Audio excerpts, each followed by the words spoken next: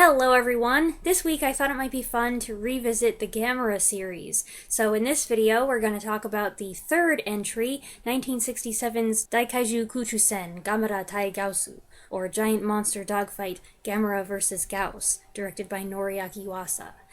An increase in volcanic activity, including the eruption of Mount Fuji, awakens an ancient bloodthirsty monster named Gyaos. It's not long before Gamera, the giant flame-throwing rocket-powered turtle, comes flying in to the rescue, but of course Gamera cannot immediately defeat his new foe, leaving the humans to devise a plan and give it their best shot until he can return for another round.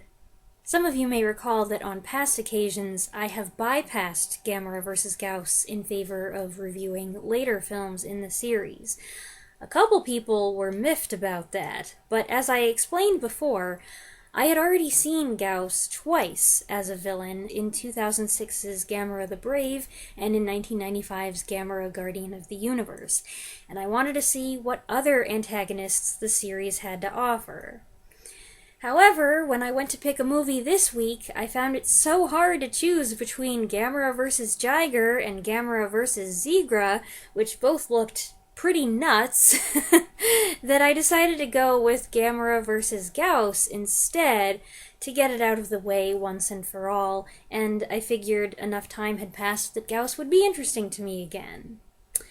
Now that I've watched it, though, I kinda wish I'd gone with something else. Not that I expect the other two to be superior films, but I was kind of bored with Gamera vs. Gyaos, despite it being widely considered one of the better films in the series.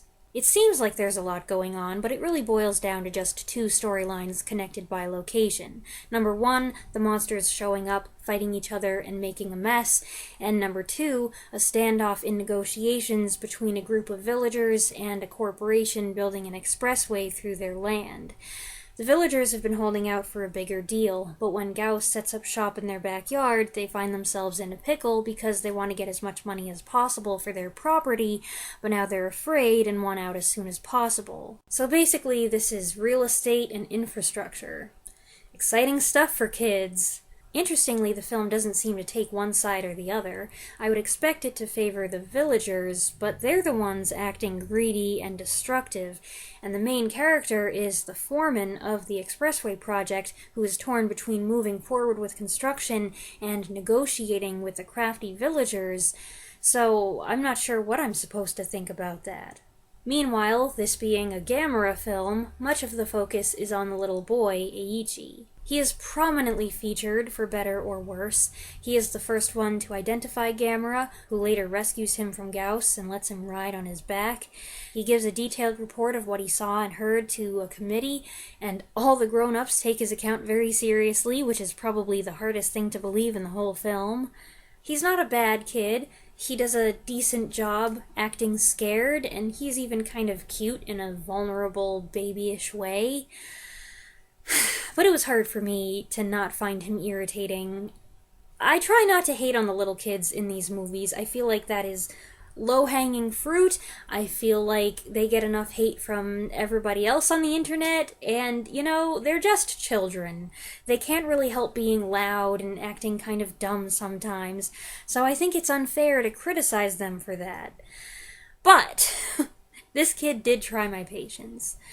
Now, sometimes when I'm critical of the human element in a movie like this, I'll get a comment saying, nobody cares about the humans anyway, it's all about the monsters. So it doesn't matter if the humans are boring or unlikable or the plot doesn't make sense, we're just here for the monsters. Which, yes, is true to a certain extent, but I think that a film is better served and is more enjoyable and becomes more popular and has more lasting favorability if it has an even balance between the monster stuff and the human stuff. And I think that the ratings for these movies reflects that. But in a case where you do have a weak human element, whether it's the actors, the characters, the storyline, or just all of it together being a little bit thin, I think that the monster stuff should be really awesome to make up for the deficiency. And there are cases where that works. But not this one, in my opinion. As far as the monsters here go, I was underwhelmed. Gamera is very consistent, I'll give him that, but consistency in this instance can be a blessing and a curse. One of the cool things about Godzilla, and yes, I am biased in his favor, I am sporting his merchandise, is that you never knew what you were going to get from film to film. He could be a destructive monster come to raise Tokyo, or he could be a reluctant savior who doesn't really like people but wants to save the planet. He could be a strong leader, or a sketchy parent, something goofy, or something intimidating. From what I've seen of Gamera, especially in the Showa era, he's pretty much always the same. He is a traditional serial hero in that sense, no big changes from story to story, a dependable but static character, someone the little kids will be excited to see when he inevitably comes to the rescue. But I've never been that enamored of him to begin with, and at this point, he's not doing much for me. If he breaks the formula or does something really kooky, that's fun, but we don't really get anything like that here. And frankly, I was disappointed. As for Gyaos, one of Gamera's chief adversaries, I've never been much impressed there either. Maybe it's the stiff awkwardness of its movements, or the feeling of been there, done that with regard to its abilities, or the way I cannot stop visualizing it as a pterodactyl bat hybrid wearing a graduation cap. I do find Gyaos amusing to look at. A lot of the movie's most entertaining shots are of Gyaos just standing there, or flying, or hopping, or doing pretty much anything. I'm not sure that I'm supposed to snicker at the sight of him, but I do. But even that novelty wears off, and while Gyaos seems to be a sufficiently formidable opponent, that's partly because of the fight choreography, like in the scene where Gamera just stands there like a noodle while Gyaos repeatedly shoots lasers at him and slices his hand. Gamera, wake up, buddy! Move! Later on, there's a lackluster aerial battle over a ballpark, the dogfight teased in the full title, and that leads to a water fight, which could have brought an early end to the film if only Gamera had gotten a better grip on Gyaos, who manages to escape, minus a couple toes. Then the last part of the movie seemed to go on and on. That's typical with these monster rumbles, but a good one keeps throwing in new stuff, escalating the situation every few minutes to keep things fresh and exciting. Does it always work? No, not necessarily. I have said before that I find prolonged fights tedious. Some people assume that just because I like these movies, it must mean that I like other things that have long fight sequences and a lot of mixed martial arts and stuff, and that is not the case at all. No! But even though there have been a number of these films where I was like, okay, this can, let's wrap it up, fellas, one of you die, and then the end. But, you know, it's par for the course, and most of the time, it's alright. But the big showdown in this movie, I don't know, it just felt especially stretched out. To me, the whole thing became a monotonous cacophony of fighting, screeching, and flames. Was there more to it than that? Absolutely. I am simplifying, I am generalizing, but it just didn't work for me.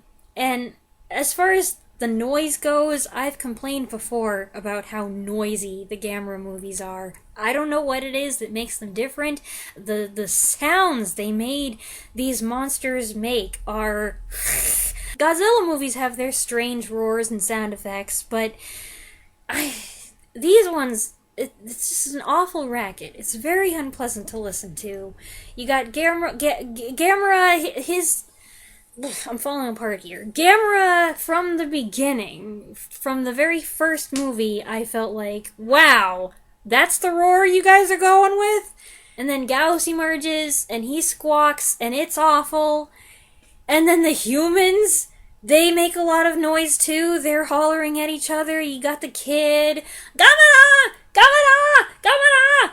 Ugh, I had enough.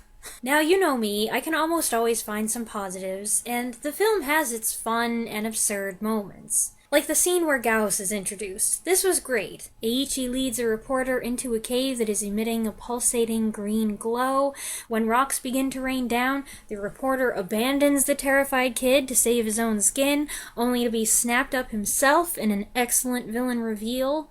I had to laugh at the moment when the kid is reporting on all that has happened, supposedly for the first time, and then the scientist guy pulls up this detailed skeletal map of Gyaos he has all ready to go, even though the thing hasn't been seen in thousands of years and was probably never dissected before. And I genuinely enjoyed the scene where the laser beam slices a car in half, leaving its 3 occupants totally bewildered. It was funny, and the effect was well executed. But for the most part, when it comes to humor, Gamera vs. Gyaos is about as okay as it is in every other area. It has a few characters who act silly, but they aren't that funny, and the film is never so bonkers that it can ascend to a higher plane of hilariousness. I've got to compare it to 1969's Gamera vs. Giron, which is not a high-quality movie. It is one of the most ridiculous Gamera films. On every level, it is more absurd. Yet, I got a lot more enjoyment out of it. It was crazy in a bombastic way. It did things I had never seen before, and it did them well, or well enough for a low-budget production. It was creative, and it made a significant impression. And years from now, it's probably going to end up being one of the Gamera films I remember most, and with fondness. On the other hand, I doubt that Gamera vs. Gyaos will stick with me. It did nothing truly wrong, so I can't say that it's a bad film. The performances are sincere, and the quality of the monster stuff is on par with, or even better than what you see in some other Gamera movies. But it has a fatal tendency toward blandness. It was never more than just okay to me.